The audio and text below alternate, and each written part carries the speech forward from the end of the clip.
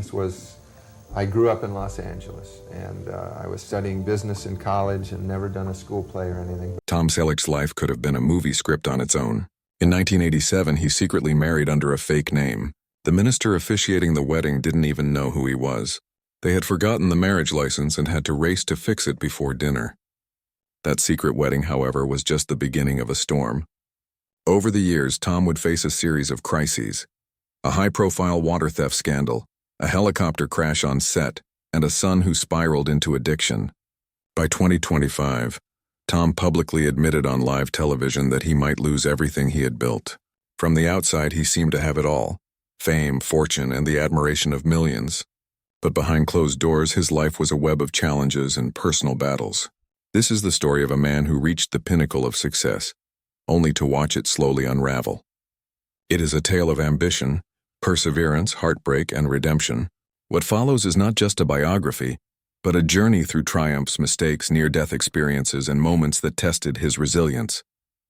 From his earliest days in Detroit, to the iconic role that would define his career, and the private struggles that accompanied his public persona, every step of Tom Selleck's life tells a story of human determination and vulnerability.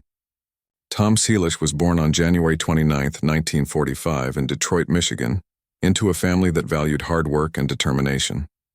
His mother, Martha, stayed home to raise the children, while his father, Robert, balanced work as a real estate investor with military service during World War II, helping on B-29 bombers. Tom was the second of 4 children.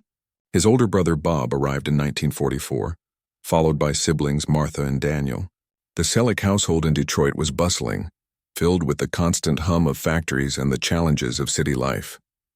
Yet life in Detroit was just the beginning. In 1948, when Tom was only 3 years old, Robert Selleck took a leap of faith, leaving Detroit for California with his family. He had secured a commission-only position with Coldwell Banker in Los Angeles. It was a risky move with no guaranteed income, but Robert believed California offered more opportunities for success. The family settled in Sherman Oaks, an area that was mostly farmland at the time. The early years in California were not easy. Adjusting to a new environment, financial instability, and the pressures of a commission-based income made life unpredictable. Yet Robert's gamble eventually paid off. By 1960, he was earning $70,000 a year, nearly matching the salary of the U.S. president at the time. Despite his father's eventual success, Tom grew up acutely aware of the fragility of security and the importance of hard work, lessons that would guide him throughout his life.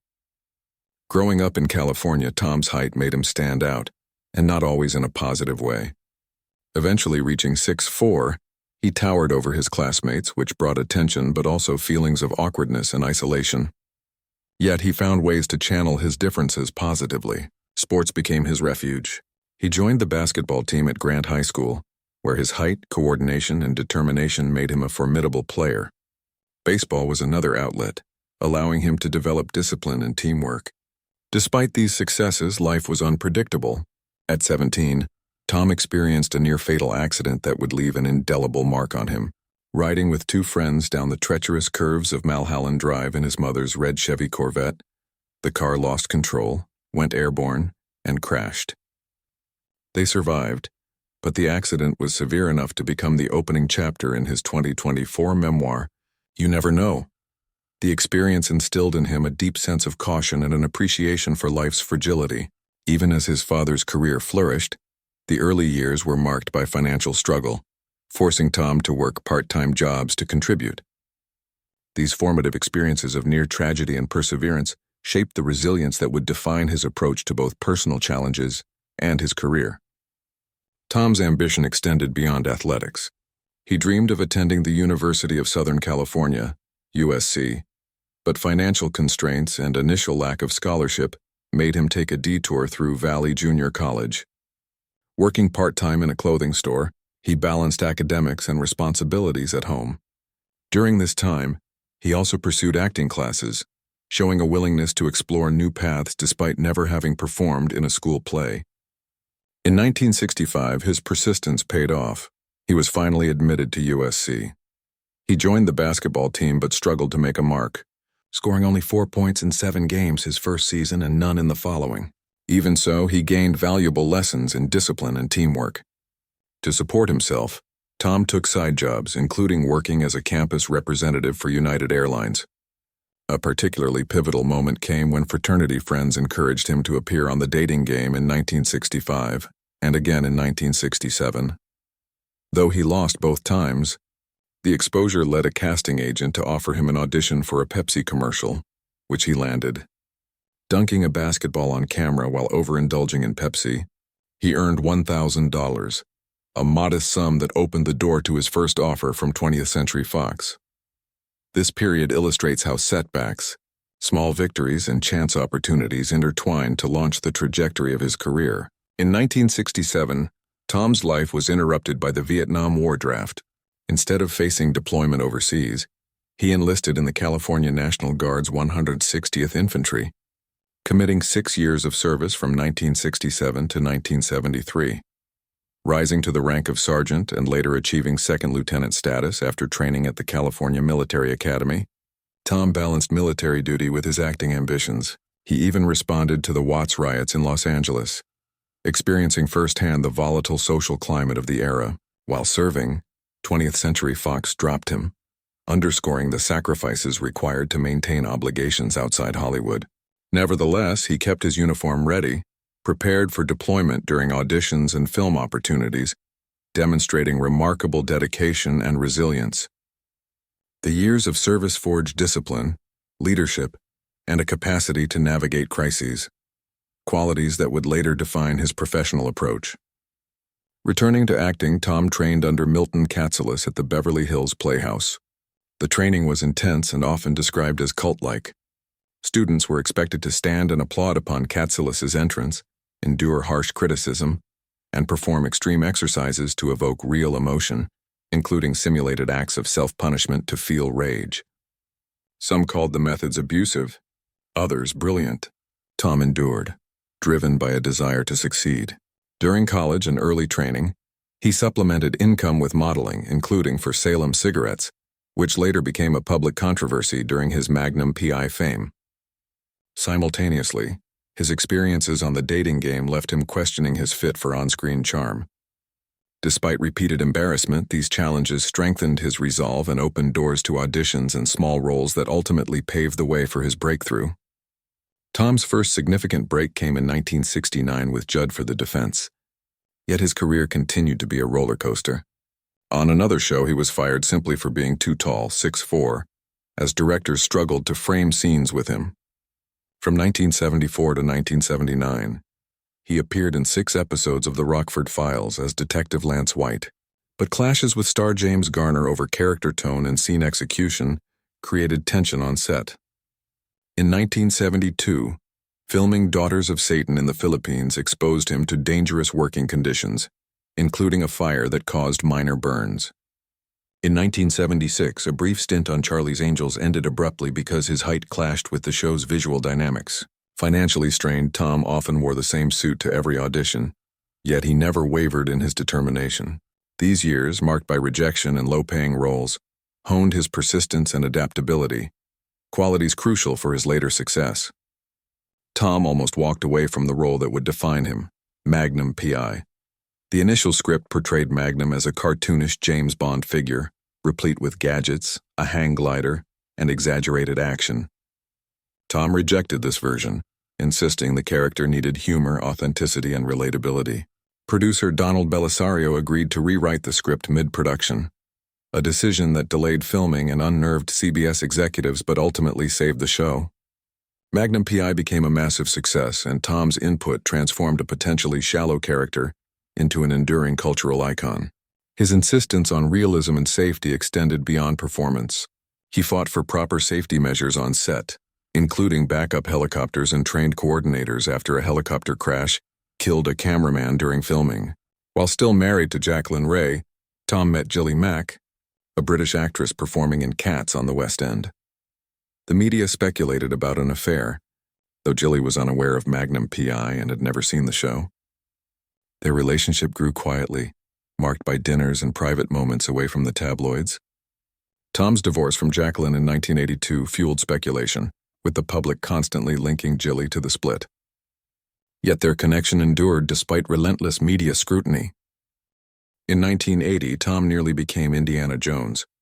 Spielberg and Lucas favored his audition chemistry, but CBS refused to release him due to his contract. A Screen Actors Guild strike that same year paused Magnum PI for 6 months, which could have allowed him to shoot the movie. Harrison Ford ultimately took the role, becoming a global icon, Tom later reflected, acknowledging he wasn't a victim but recognized the financial and career impact, potentially over $100 million in lost earnings.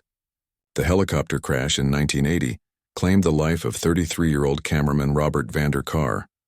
The pilot survived but was seriously injured. Tom demanded changes in studio safety protocols, insisting on coordinators, backup helicopters, and proper briefings. Studios balked at the cost, but Tom's advocacy forced industry-wide reforms, saving countless lives and raising awareness about on-set safety standards. By the end of Magnum PI in 1988, over 50 million viewers tuned in for the finale. CBS had tried to cut the budget, reduce location shoots, and cancel the show early, but Tom refused, preserving the quality that made the series iconic. Three Men and a Baby 1987 earned $167 million, yet even in blockbuster success, unusual rumors persisted, like a haunted apartment scene explained years later as a cardboard cutout. Tom's career exemplifies the balance between public triumphs and private battles, illustrating resilience, creativity, and a relentless pursuit of excellence. Despite setbacks, personal struggles, and near misses, he carved a legacy as both a beloved actor and an advocate for industry safety. Tom Kalich's life could have been a Hollywood script in itself. In 1987, he secretly married under a fake name. Even the minister didn't know who he was. They had forgotten the marriage license and had to rush to fix it before dinner. That secret wedding, however, was only the beginning. Over the years, scandals emerged. A high-profile water theft incident, a helicopter crash on set, and a son battling addiction. By 2025, Tom admitted on live TV he might lose everything. From the outside, he had fame, fortune, and fans worldwide. But behind the glitz, his life was a maze of personal struggles and professional battles. This is the story of a man who climbed to the top only to watch it crumble. A tale of ambition, heartbreak, near-death experiences, and moments that tested resilience. Born on January 29, 1945 in Detroit, Michigan, Tom's upbringing combined hard work with wartime discipline. His mother, Martha, managed the household while his father, Robert, worked as a real estate investor and contributed to the war effort on B-29 bombers during World War II. Tom was the second of 4 children. His older brother Bob was born in 1944, followed by Martha and Daniel. Detroit was noisy and industrial, shaping his early sensibilities. In 1948, at age 3, his father moved the family to California for a commission-only real estate job. A huge risk, but one that eventually paid off. Settling in Sherman Oaks, they faced early financial struggles, though Robert's gamble brought eventual wealth, teaching Tom the value of perseverance and risk-taking. Tom grew exceptionally tall, eventually reaching 6'4", which made him stand out in school but also brought social awkwardness. Sports became his refuge. Basketball and baseball offered structure and confidence. At 17, a car accident on Mulholland Drive nearly ended his life, leaving him with lasting caution and a renewed sense of purpose. Early financial struggles meant working part-time jobs, instilling a work ethic that would underpin his later career. Despite dreams of USC, Tom began at Valley Junior College to save money. He worked in a clothing store while taking acting classes.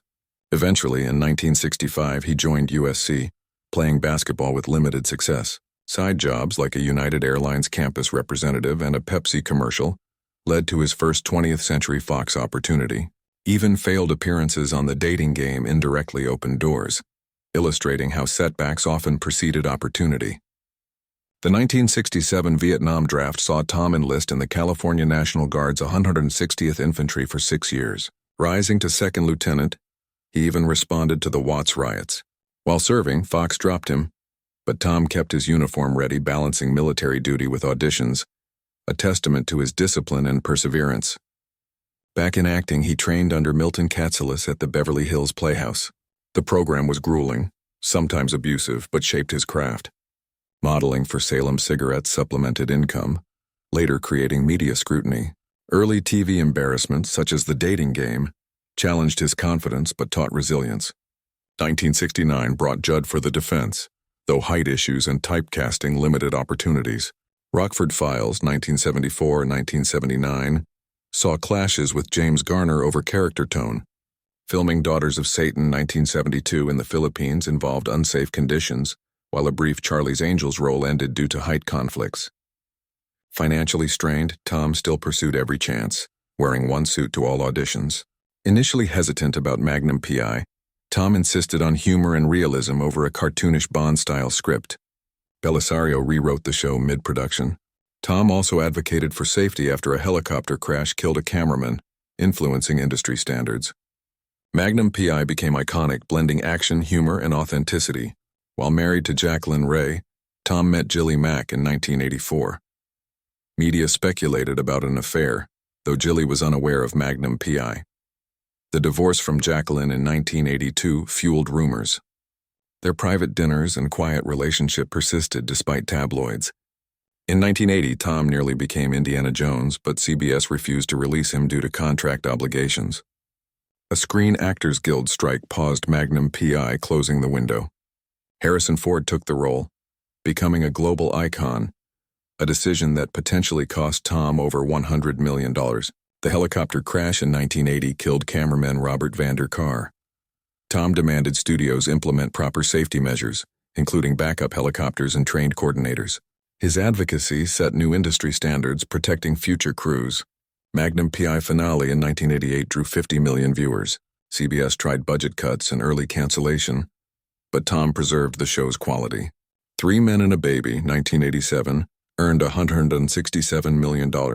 Even minor rumors like the haunted apartment were clarified later, showing his blend of professional focus and private humor. Post-Magnum P.I., Tom struggled with typecasting. He carefully chose roles that balanced exposure with meaningful work. Guest appearances on TV and miniseries allowed him to maintain relevance without repeating the same character. This period reflected his strategic approach to career longevity, blending caution with creative ambition. Tom had children whose upbringing he guarded fiercely. Balancing fame and fatherhood presented challenges, especially as his son struggled with addiction. Tom invested personal effort to guide him, highlighting the tension between professional demands and parental responsibilities. His private dedication contrasted with public perception, demonstrating the human side of celebrity life. Despite huge earnings from Magnum P.I. and films like Three Men and a Baby, financial volatility was constant. Missed opportunities, investments, and contractual obligations created tension. These experiences offered him lessons in managing wealth and preparing for unpredictable career shifts. Tabloids constantly speculated about his relationships, lifestyle, and career decisions. Tom managed public perception through interviews, appearances, and carefully crafted PR efforts. The balance between private life and public persona remained delicate, shaping his interactions with media and fans alike. Tom received Emmy nominations and other accolades, affirming his craft and cultural impact. Peers recognized his contributions, while fans admired his portrayal of action heroes with humor. His influence on other actors and television storytelling remains enduring, cementing his place in pop culture history. In interviews, Tom reflected on resilience, mistakes, and successes. He emphasized hard work, patience, and learning from setbacks. His philosophy blended pragmatism with optimism, offering insights to aspiring actors and professionals navigating competitive fields. Health challenges arose as Tom aged, prompting lifestyle adjustments. Selective roles allowed focus on quality over quantity. He dedicated time to family, philanthropy, and travel, maintaining a meaningful, balanced life beyond the spotlight. In the 2020s, Tom's legacy is celebrated through interviews, retrospectives, and memoirs. Fans remember him as both an actor and a person of integrity, blending on-screen charm with off-screen dedication. His story remains a template for perseverance, balancing fame with personal responsibility, and advocating for industry change. Tom Selleck's life was the kind of story that could rival any Hollywood script. In 1987, he secretly married under a fake name. Even the officiating minister had no idea who he was. They had forgotten the marriage license and had to rush to fix it before dinner. That secret wedding, however, was just the start. Over the years, Tom faced scandals, tragedies, and personal battles. A high-profile water theft incident, a helicopter crash on set, and a son struggling with addiction. By 2025, he publicly admitted on live TV that he might lose everything. On the surface, he had fame, fortune, and fans worldwide, but behind the glamour, his life was a maze of challenges and private struggles. This story traces a man who rose to the top only to watch it crumble, exploring ambition, heartbreak, near-death experiences, and moments that tested his resilience. Born January 29, 1945 in Detroit, Michigan, Tom was raised in a household that valued determination and hard work. His mother, Martha, managed the home, while his father, Robert, worked as a real estate investor and contributed to World War II efforts on B-29 bombers. Tom was the second of 4 children, following his older brother Bob and later joined by siblings Martha and Daniel. Detroit, bustling with factories and noise, shaped Tom's early awareness of life's challenges. In 1948, when Tom was 3, Robert moved the family to California for a commission-only real estate job, a risky move that eventually paid off. Settling in Sherman Oaks, the family faced early financial struggles, teaching Tom lessons about risk, perseverance, and ambition. Tom grew to 6'4", making him stand out physically and socially. He often felt awkward and isolated, yet found confidence in sports. Basketball and baseball became his outlets, giving him structure, discipline, and teamwork. At 17, a near-fatal car accident on Mulholland Drive nearly ended his life, leaving a lasting impression of caution and the fragility of life. Early work experiences, like part-time jobs during high school, reinforced a strong work ethic that would underpin his future career. Tom dreamed of attending USC but began at Valley Junior College to save money. Balancing work, acting classes, and academics, he honed discipline and perseverance. In 1965, he joined USC and played on the basketball team, though his athletic performance was modest. Side jobs, including working for United Airlines and appearing on The Dating Game, led to unexpected opportunities. A Pepsi commercial earned him $1,000 and opened doors to 20th Century Fox, demonstrating how setbacks and small victories intertwined to shape his trajectory. In 1967, Tom received his Vietnam draft notice. Choosing to join the California National Guard's 160th Infantry, he served 6 years, rising to second lieutenant. He even responded to the Watts riots in Los Angeles. While serving, Fox dropped him from projects, but Tom kept his uniform ready, balancing military duties with auditions, a testament to his discipline and determination. Returning to acting, Tom trained under Milton Katselas at the Beverly Hills Playhouse. The methods were intense, sometimes abusive, but refined his craft. Modeling for Salem Cigarettes supplemented income, later creating public scrutiny. Failed attempts on The Dating Game and small setbacks tested his confidence, but ultimately reinforced resilience, opening doors to minor roles that laid the foundation for his career. 1969's Judd for the Defense marked a breakthrough, yet height and typecasting continued to challenge Tom. Rockford Files, 1974-1979, saw tensions with James Garner over character tone. Filming Daughters of Satan in the Philippines exposed him to unsafe conditions, including a fire causing minor burns. A brief role in Charlie's Angels ended due to height conflicts. Financially strained, Tom persevered, wearing one suit to all auditions. These years shaped persistence, adaptability, and professional fortitude. Initially reluctant about Magnum P.I., Tom insisted on a humorous, authentic portrayal rather than a cartoonish James Bond archetype. Donald Belisario rewrote scripts mid-production, delaying filming but saving the show. Tom also championed on-set safety after a helicopter crash killed a cameraman, setting new industry standards. Magnum P.I. became iconic, blending action, humor, and realism, solidifying Tom's legacy. While married to Jacqueline Ray, Tom met British actress Gilly Mack in 1984. Media speculation about an affair persisted, though Gilly was unaware of Magnum P.I. Following his 1982 divorce from Jacqueline, rumors intensified. Despite public scrutiny, Tom and Gilly maintained a quiet, private relationship, often dining away from tabloid eyes. In 1980, Tom nearly became Indiana Jones. Spielberg and Lucas loved his audition chemistry, but CBS refused to release him due to his contract. A Screen Actors Guild strike that paused Magnum P.I. closed the opportunity window. Harrison Ford ultimately played the role, achieving global fame, costing Tom potential earnings exceeding $100 million. The 1980 helicopter crash that killed cameraman Robert Vander Kar marked a turning point. Tom demanded proper safety measures, including backup helicopters and trained coordinators. Studios initially balked, but his advocacy led to industry-wide reforms, protecting countless crew members in the future. By the Magnum PI finale in 1988, over 50 million viewers tuned in. CBS attempted budget cuts and early cancellation, but Tom preserved the show's quality. 3 Men and a Baby, 1987, earned $167 million, though rumors of a haunted apartment scene circulated and were later clarified as a leftover cardboard cutout. His career blended public triumphs with private humor and resilience. Post-Magnum PI, Tom carefully selected roles, balancing visibility with meaningful work. Guest appearances on TV shows and miniseries kept him relevant while avoiding typecasting. This strategic approach reflected his desire to maintain quality over quantity in later career stages. Tom's children were a private priority. He worked to balance fame with fatherhood, especially as his son battled addiction. His dedication to guiding his children showed a personal side often hidden behind his public persona, illustrating the tension between career demands and family responsibilities. Despite massive earnings, financial stability remained a concern. Missed opportunities, investments, and contractual constraints sometimes led to setbacks.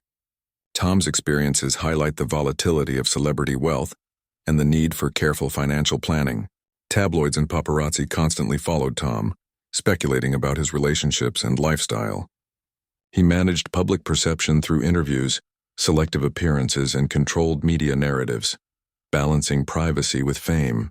Tom earned Emmy nominations and other accolades reflecting peer and fan recognition.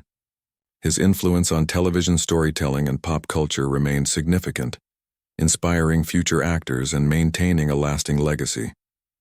In interviews, Tom emphasized lessons from persistence, setbacks, and successes. He advocated hard work, patience, and learning from mistakes.